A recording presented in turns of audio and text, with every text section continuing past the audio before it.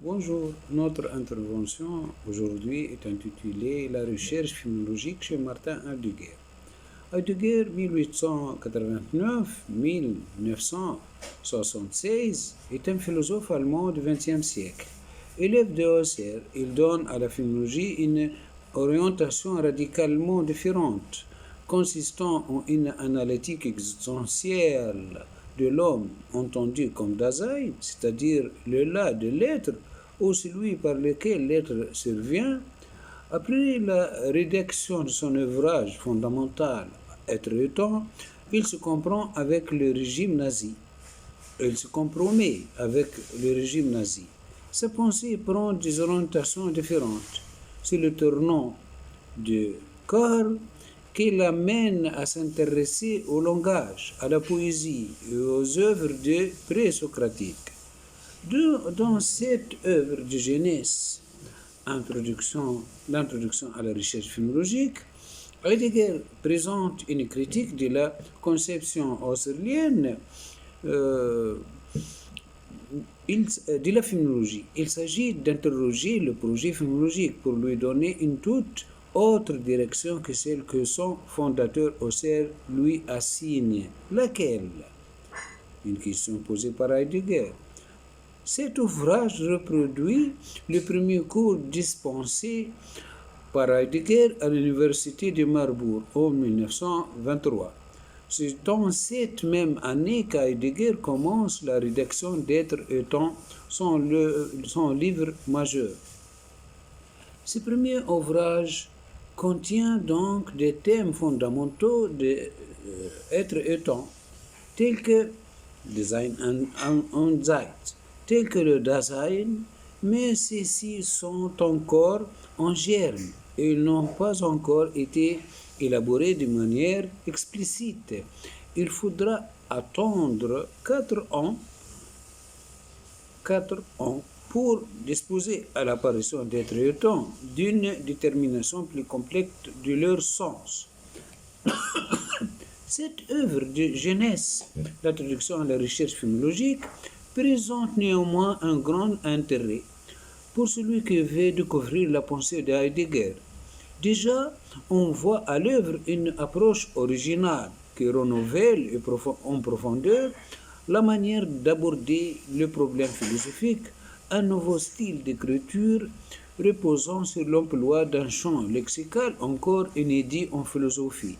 L'être au monde, l'être à découvert, le dévoilement, le recouvrement, le souci, l'oubli, etc.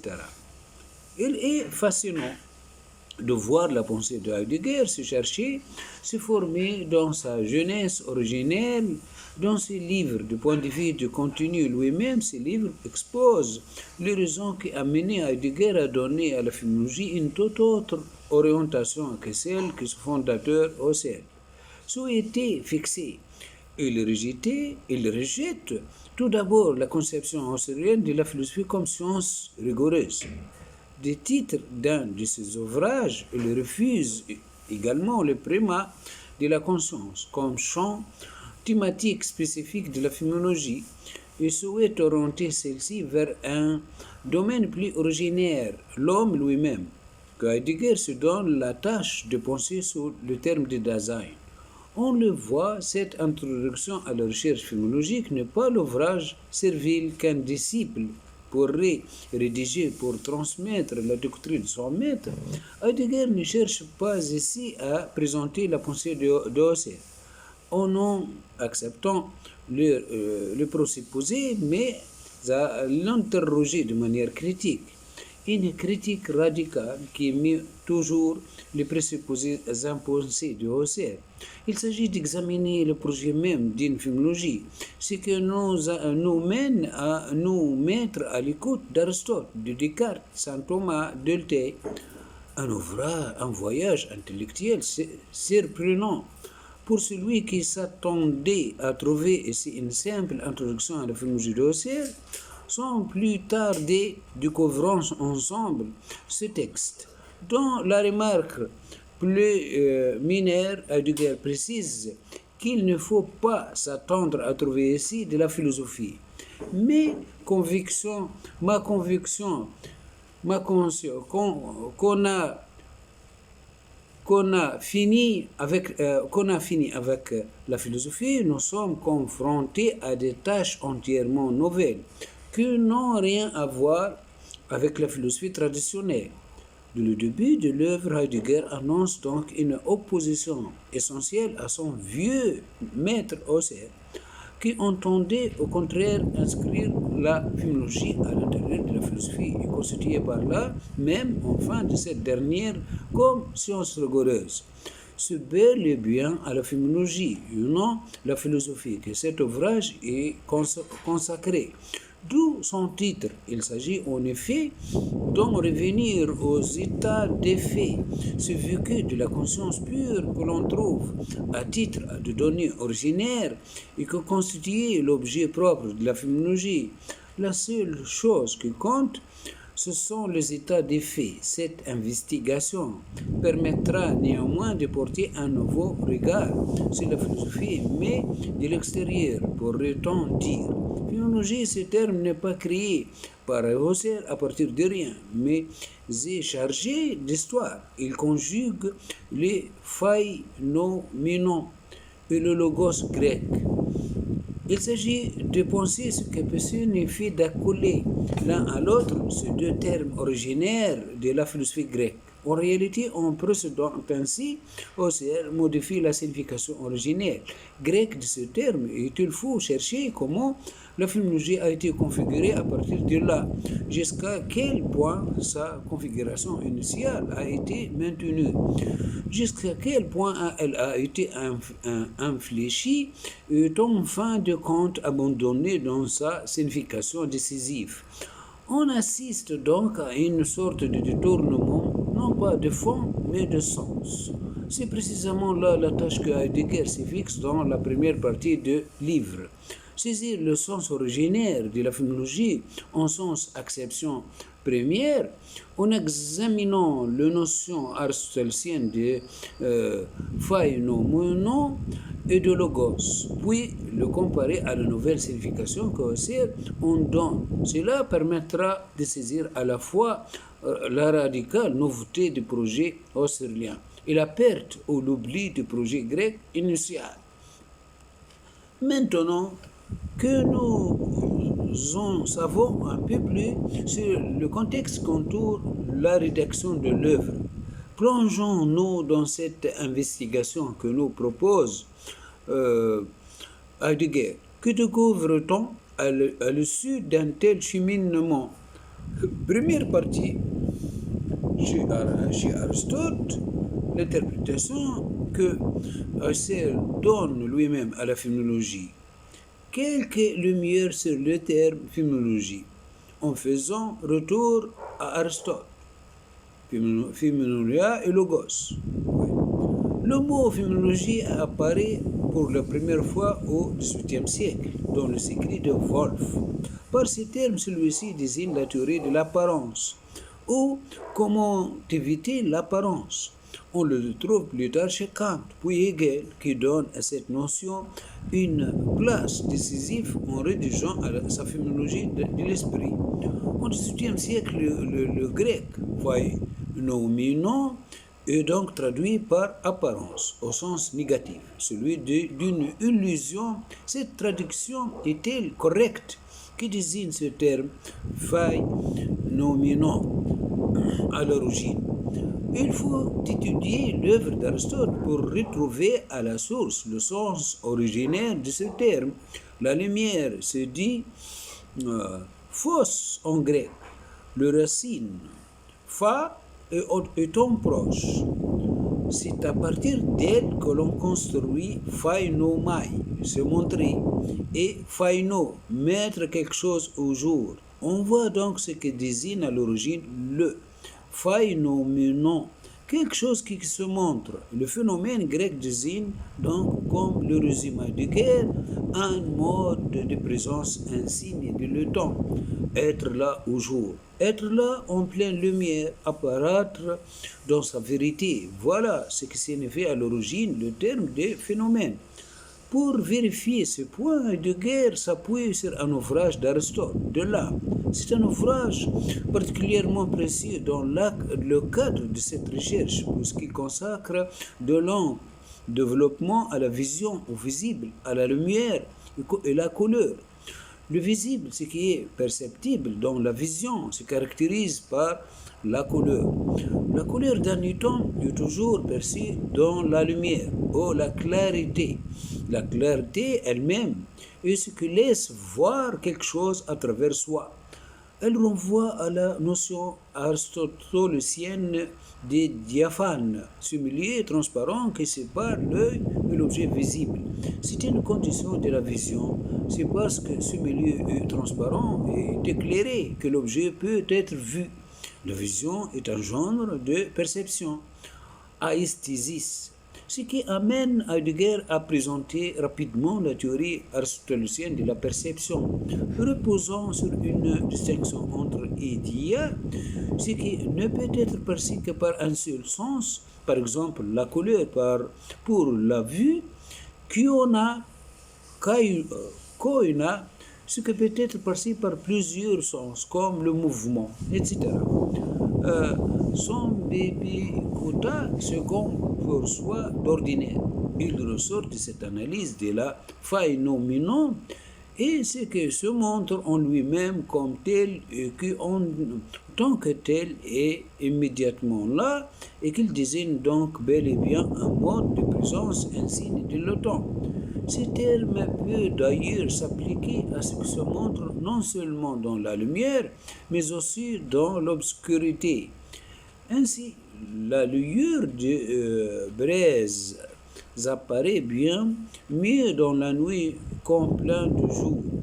Ce mode de présence privilégié de ce qui se montre soi-même en tant qu'il est là constitue donc le sens originaire du phénomène que l'on rencontre au cœur du terme phénoménologie. On comprend alors par là ce que ce serait une science du phénomène au sens grec.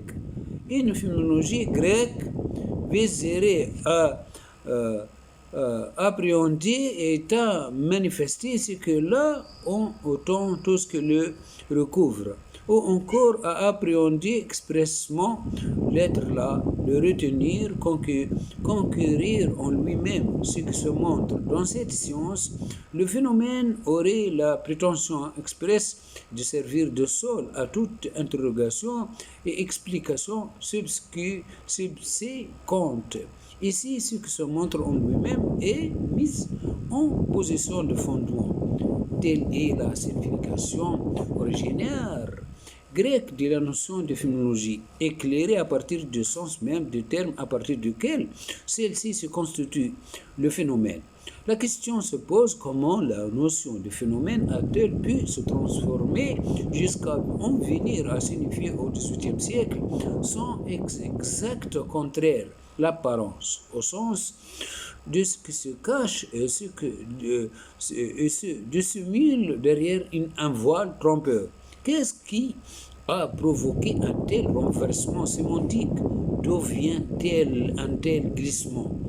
C'est en réalité dans le second terme qui constitue la notion de phénoménologie, le logos, qui réside la réponse. Il nous faut continuer notre investigation et poser cette nouvelle question. Qu'est-ce que le logos? Nous en avons une précompréhension vague, insuffisante. Le logos comme discours, science longue, langage, il nous faut accueillir une conception plus précise de cette notion. Nous allons encore une fois nous replonger dans les œuvres d'Aristote afin de venir puiser à la source le sens grec originaire de celle-ci. Cette fois-ci, dans le traité de l'interprétation qu'Heidegger va chercher une réponse à son questionnement. Le logos est défini comme un être vocal qui signifie il est voix, phéno-sémantique. Voici donc le cheminement. Qu'est-ce que la phonée? La phonée sémantique, le logos. Ce qui différencie la voix phonée d'un simple son, c'est que la voix est produite par un être vivant. La voix suppose une âme, contrairement au son, que le résultat mécanique de quelque chose qui vient heurter quelque chose dans quelque chose. Mais un être vivant peut émettre de simples sons comme un claquement de langue. Ce n'est que lorsqu'il y a contenu au bout du milieu de son quelque chose qui apparaît, qu'il y a voix. Ainsi, le son et voix, lorsqu'il donne quelque chose à percevoir, le son devient alors phoné sémantique parce qu'il porte en un son. Le logos est un discours dont les parties sont en elles-mêmes signifiantes. Le poël chauffe. Poël a un sens en lui-même. Chauffe également. Le langage logos n'est pas une simple caractéristique parmi d'autres, contingentes de l'homme. La genèse des mots ne procède pas de l'être physiologique, mais de l'existence.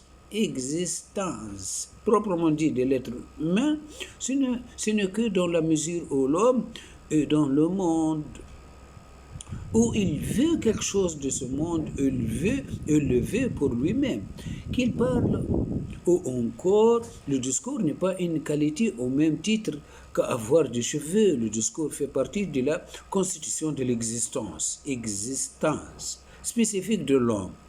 L'homme est au monde de sorte qu'en étant avec le monde, il parle sur le monde.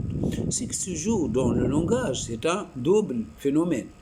Dont et parle le langage, le monde se découvre à l'homme et l'homme se découvre lui-même. En effet, en nommant quelque chose, je sors de mon rapport naturel avec le monde, avec lui en quelque sorte par mes préoccupations quotidiennes pour le considérer en lui-même. C'est pourquoi Aristote remarquait que celui qui parle amène la pensée à fixité, on sort du tourbillon de l'action pour atteindre le repos attentif de la pensée.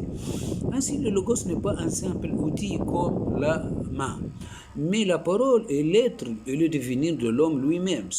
C'est là, pour Heidegger, une vérité qui a été apparue à la civilisation grecque. Celle-ci se distingue par son rapport spécifique au langage. Le grec vivier, selon une modalité insigne dans le langage, c'est par elle qu'ils étaient vérifiés.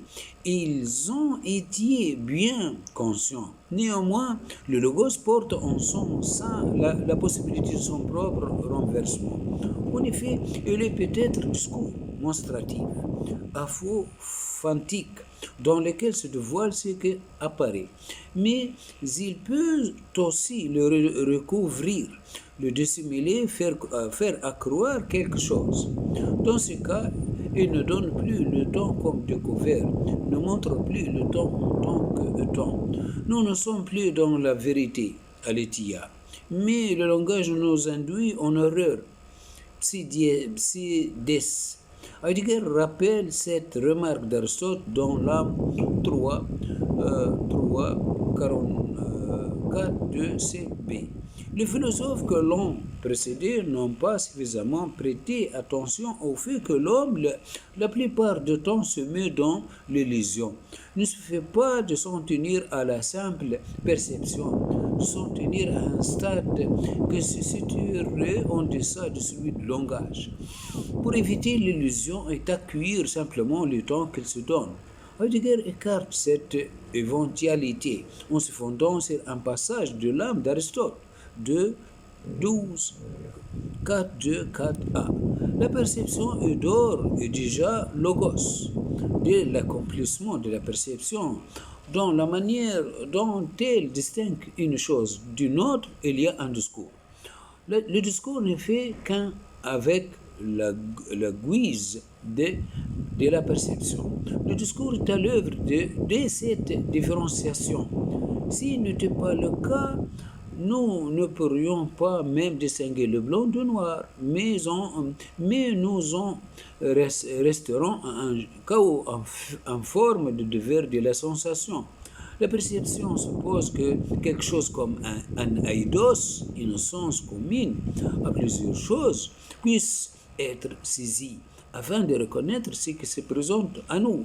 Et cela suppose que la perception soit déjà quelque chose de semblable à un logos. On retombe donc dans la difficulté soulignée de ci-dessus. Le risque inhérent au logos, la possibilité de l'erreur est réductible. L'aesthésis est au cœur de cet être qui possède toujours le langage. Que cet être profère un son ou pas, il est toujours en quelque manière langage. Dans la perception, le langage ne parle pas seulement de surcroît, mais il va même jusqu'à diriger la perception. Dans la mesure où le langage est pris dans une perspective traditionnelle, il ne fait pas l'objet d'une appropriation originaire. Il recouvre le chose, ce même langage, dont la fonction fondamentale est pourtant bien de montrer les choses. Ainsi se comprend qu'il y a également dans le design de l'homme la possibilité de la tromperie et de l'illusion. Tromperie et illusion, nous devons acquérir une conception plus précise de ces notions. Et pour cela, interroger à nouveau les anciens. Qu'est-ce que l'erreur? Pour cette recherche, on aurait pu s'attendre à ce que Heidegger examine la doctrine des sceptiques grecs, ceux qui ont probablement consacré le plus d'attention aux nombreuses difficultés qui guettaient celui qui recherche la vérité, illusion d'optique, erreur de raisonnement. Mais ici encore, c'est Aristote qui Heidegger interroge, car celui-ci représente selon lui la source où la pensée grecque se donne originairement. Heidegger présente donc ici la théorie aristotélicienne de l'erreur, les pseudos. Nous résumons brièvement celle-ci. Dans la métaphysique, Aristote distingue trois types de choses susceptibles de fausseté. Les choses elles-mêmes, comme de l'or faux, le discours, dans le langage, l'homme lui-même. La possibilité de pseudos est fondée sur le logos lui-même. On sait que lorsqu'on cherche dans le langage à montrer ce qu'il est là, en tant qu'il est là, on doit le distinguer des autres choses qui l'entouraient. Or, le pseudos consiste en montrant quelque chose à le faire passer pour autre chose. C'est donc plus que le simple recouvrement, lequel ne fait pas passer par quelque chose pour autre chose qu'il n'est. Ce n'est là qu'une source d'erreur possible. On peut aussi prétendre qu'il existe tel ou tel état de choses, alors qu'il n'est absolument pas. Dans ce cas, le non-être est présenté par le langage comme un être. D'autres cas sont possibles que nous n'examinerons pas ici. On le voit pour chaque chose, il existe un logos simple, celui où je détermine la chose elle-même. Je ne m'écarte pas d'elle. Un discours dans lequel je dis le temps en sa vérité. Mais à côté de ce logos unique, taillé à la mesure de tel étant, il y a toute une série d'autres logos qui pouvaient être énoncés à l'infini. C'est ce qui fait qu'il y a quelque chose de tel que l'illusion. Le langage apparaît donc comme la source proprement dite de l'illusion. L'être là de langage comporte en soi la possibilité de l'illusion. C'est dans la factivité du langage que réside le mensonge. Le mensonge. Donc, fausseté, erreur, illusion, mensonge. Est-ce réellement un problème? Il suffit peut-être de cesser de parler, de s'en tenir à la simple perception pour éviter l'erreur. Impossible. Ainsi que nous l'avons vu, la perception d'or est déjà langage. Cela vient de ce que, une fois encore, le langage n'est pas une caractéristique contingente de l'homme, mais définit le design en propre, détermine la manière dont l'homme est là au monde. Et le langage détermine sa vision du monde, sa perception. Nous vivons par l'effet du langage lui-même au sein d'une conception bien déterminée de ce qui est. Ce que Nietzsche exprimait ainsi, chaque mot est un préjugé, ainsi dans la mesure où le logos peut caractériser le design de l'homme. Il gouverne tout commerce de l'être humain avec son monde, toute vision, toute explication, toute énonciation. De ce fait, il n'y a pas de stade pré-langagier hors du logos dans lequel nous pourrions fuir l'erreur, le préjugé, et la perception ne peut pas plus que toute autre faculté jouer ce rôle. L'homme lui-même est donc soumis en tant qu'être de langage au danger permanent à l'illusion. La possibilité de l'erreur fait partie de son être même.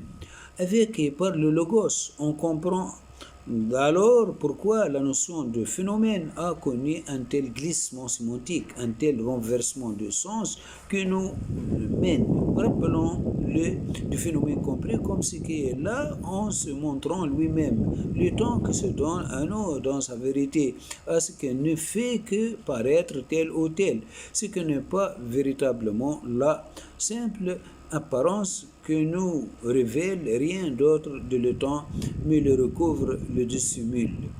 Récapitulons les étapes de ce renversement. Premièrement, le phénomène est ce qui apparaît dans la perception. Deuxièmement, or la perception est elle-même le langage, relève du logos. Troisièmement, mais dans le logos s'ouvre la possibilité de l'erreur. Quatrièmement, de ce fait, la perception se révèle à nous comme ce que peut nous mener à l'erreur. Cinquièmement, ce qui apparaît dans la perception, le phénomène devient donc illusion possible, source potentielle d'erreur. Il faut découvrir le temps par un autre moyen.